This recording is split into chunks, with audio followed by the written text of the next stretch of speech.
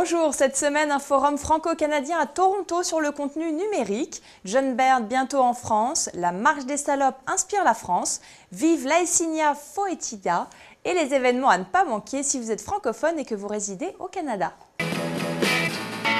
Le site canoe.ca annonce que le Canada et la France organiseront un forum sur l'avenir des industries de contenu numérique à Ottawa du 14 au 16 novembre prochain, devant les plateformes de distribution internationales telles que iTunes, Netflix ou Spotify, qui finalement ne permettent plus de distinguer contenu national de contenu international. L'objectif de ce forum est de promouvoir la voix culturelle forte et distincte de la France et du Canada et de créer des modèles d'affaires le permettant, mais aussi la mise en œuvre d'une régulation assez souple pour que les artistes et les entreprises de ces pays puissent tirer parti de ces nouvelles plateformes, a ajouté Serge Sasseville, vice-président aux affaires corporatives et institutionnelles de Québecor Média. Le ministre canadien des Affaires étrangères, John Baird, a annoncé dimanche qu'il se rendrait cette semaine, notamment en France. Le prétexte de cette visite à son homologue Laurent Fabius porteront sur 2 points. L'approfondissement des liens déjà étendus et solides entre la France et le Canada sur des questions internationales, dont la crise en Syrie, précise le communiqué. Le deuxième point sera lui abordé en présence de Bernard Cazeneuve, ministre délégué chargé des Affaires européennes, où il sera question des enjeux européens actuels, notamment la réforme fiscale et le commerce. Une occasion de réétudier la part des marchés publics rendus accessibles par l'Europe au Canada notamment, dont la réciprocité laisse tant à désirer. Le mouvement Slut Walk, littéralement marche des salopes, qui est né au Canada à Toronto il y a 1 an environ, fait des émules en France. À Toulouse, 80 personnes ont arpenté les rues le 6 octobre pour dénoncer toute forme de sexisme, à commencer par la culpabilisation des victimes d'agressions sexuelles.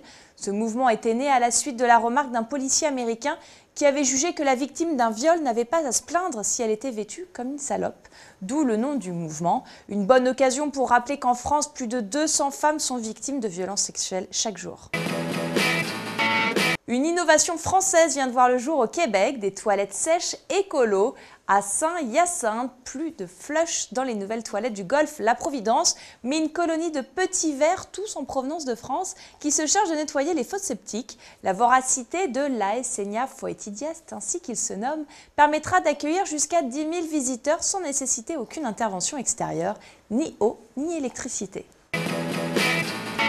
Après un concert comme il sait les faire à Montréal devant plus de 30 000 spectateurs, jeudi 4 octobre, ses fans ont été rassurés par l'état physique du chanteur. Johnny Hallyday s'est donc reproduit pour la 2e fois après 12 ans d'absence. Et même si selon certains fans présents dans la salle, il bouge un peu moins, tous ont été ravis de sa prestation. Comme dit le Figaro, il avait promis du grand rock'n'roll, il leur a donné.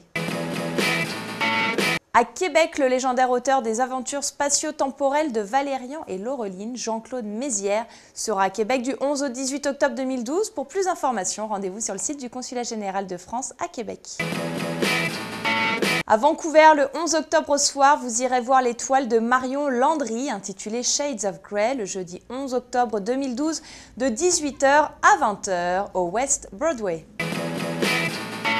Toujours à Vancouver, le 17 octobre dès 19 h, Radio-Canada et le Festival des écrivains de Vancouver vous invitent à assister au salon littéraire de la rentrée avec 5 auteurs francophones. La rencontre se déroulera au studio 700 du centre de diffusion de Radio-Canada, situé au 700 rue Hamilton à Vancouver. À Toronto, le 24 octobre, vous participerez au salon bilingue Canada de 10 h à 19 h au Palais des Congrès, le rassemblement bilingue francophone national et international du monde de l'emploi, de l'immigration, de l'éducation et de la formation continue au Canada et à travers le monde. À la semaine prochaine!